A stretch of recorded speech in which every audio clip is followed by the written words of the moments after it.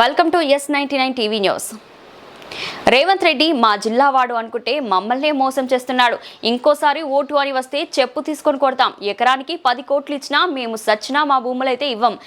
పరిగి మండలంలో industrial park భూసేకరణలో భూమి కోల్పోతున్న బాధితుడు. పోతే నేను ఏం చేయాల్సి మరి ఇట్లా చేయాలి, ఏం బతకాలి, ఇట్లా బతకాలి.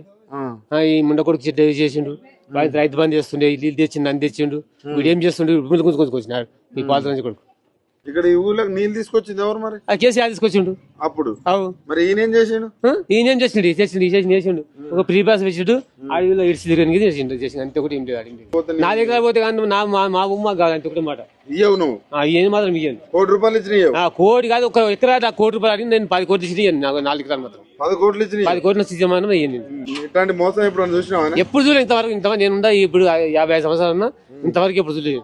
ఎప్పుడు చూడలేదు ఇంకెంత ఇంతవరకు నేను ఎప్పుడు చూడలేదు. మీ జిల్లా కూడా కదా, మీ జిల్లా నాయకుడైనా ముఖ్యమంత్రి కూడా మీ జిల్లానే. మా జిల్లానే కదా, కానీ మా జిల్లాకి మోసం చేస్తుండే. ఇప్పుడు మా జిల్లాకి చేస్తున్నాం మోసం, చేసిన మా జిల్లా చేస్తున్నాం. ఇంకొకసారి ఓటేస్తారా మళ్ళా? ఇంకా ఓటు కాదు, ఓటు అడుగుతానికి ఏం చెప్తారు?